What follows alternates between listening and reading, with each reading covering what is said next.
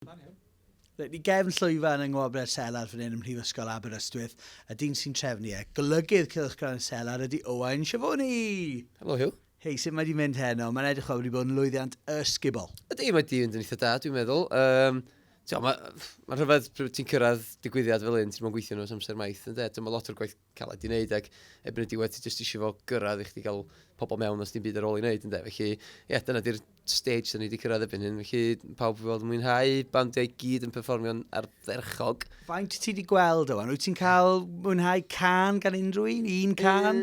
Wel, dwi deud, bod bandiau'n perfformio'n ardderchog, ond wedi clywed pobl arall yn deud yna dwi, achos dwi'n meddwl bod fi wedi gweld dim un can eto. Dwi'n gobeithio, mae tsunami'n gorffen yn noson, mae'r lot ola o opera'n cael ei cyflwyno jyst cyn tsunami, so dwi'n gobeithio dal cwpl o gyneuon gen tsunami, de. Ond, be am enillwyr o? Pwy ti'n falch sydd wedi ennill be, gwyd? Dwi'n falch, mae tsunami di ennill tair gwopr, maen nhw dal ar restr feru yn wopr arall, felly maen nhw'n amlwg ydy'r rhai sydd wedi dal y llygad fwyaf eleni. Dwi'n falch dros dyn nhw, maen nhw maen nhw wedi chwarae yn y gwobrau bob blwyddyn, ac oedden nhw'n gyntyn i wneud leni, ond o'n i'n gwybod bod nhw'n ennill cwpl o wobrau, felly o'n i'n awyddus i gael nhw yma, jyst achos bod nhw'n poeni bod nhw'n yma bob blwyddyn, ynddo. Ond be sy'n ddiddorol efo tsunami ydy, maen nhw wedi bod yn camu y nes i fyny y line-up bob blwyddyn, eleni maen nhw'n headline ond felly maen nhw dros y 4 mlynedd diwetha wedi datblygu gymaint.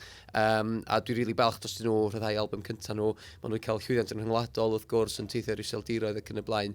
Felly falch iawn dros nhw, falch iawn dros Hugh Stevens a Lisa Gwilym yn rhannu gwobr, cyflwynydd gorau. Adam Dilmay. Wel, Meiddi Dilmay, mae hynna'n bwysig iawn. Mae'n anhygoel, 1,500 bobl bron yn pleidleisio a hollol o'n i'n methu gwahanu chi, so oedd o'n hynna'n anhygoel. Tro cyntaf erioed i hynny ddigwydd gyda llaw. Mae genna'r bag o cash draf fan ei ti, Owain. Na, mae wedi bod yn noson bril yn do. A beth sy'n bril dwi'n meddwl ydy, ti'n rhoi llwyfan i artistiaid newydd. Mae hwnna'n beth pwysig. A wrth gwrs, dim jyst unrhyw un sy'n chwarae, ti'n meddwl yn ddwys yn pwy sy'n cael chwarae bob blwyddyn, ond mae gweld Rogue Jones, Captain Smith, Terfys, Calvary ar y llwyfan hefyd, yn beth gwych yn dydi? Ydy, mae'r ymrwywiaeth yn rili pwysig i fi.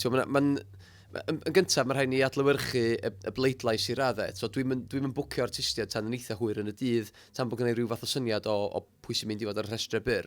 Achos mae'n neud yn haws i fi wneud siŵr bod y bandiau yma, os ydyn nhw i dderbyn i gwobr, os ydyn nhw ar y line-up. Felly mae hwnna'n un peth i ystyried. So mae rhaid i ystyried yr amrywiaeth hefyd, achos mae bobl yn deud, guitar bands o fechgyn sydd yn ennill popeth trwy'r amser. Wel, dyna teip o bandiau sydd yn ennill lot o'r gwobrau, ond mae'r amrywiaeth sydd gen ni anhygoel ar hyn o bryd, a mae'r bleidlais yn dangos hynny hefyd sy'n edrych ar y rhestr byr, a mae yna lot o amrywiaeth ar y rhestr byr. So mae'n bwysig iawn bod ni'n adlewyrchu ar amrywiaeth yna, ac dwi'n meddwl leni, dwi'n fwy balch nag erioed o'r amrywiaeth sydd gynnon ni ar y line-up. Rwy'n fel Rogue Jones er enghraifft, Aled Rheon yn dechrau peth Welsh Whisperer. Mae pobl yn tueddu i bocsio cerddoriaeth Cymraeg fel cerddoriaeth Gymraeg, ond mae o mor eang beth sydd gynnon ni ar hyn o bryd, a mae rhaid ni jyst bod yn falch iawn ohono fo. Llongyfchadau heno, dyn ni edrych fan i weld beth sy'n digwydd i Wobrau Selar dros y blynyddoedd nesa. Wrth gwrs, llongyfchadau'r enillwyr i gyd. Owain, diolch yn fawr iawn i ti. Diolch i ti, Hugh.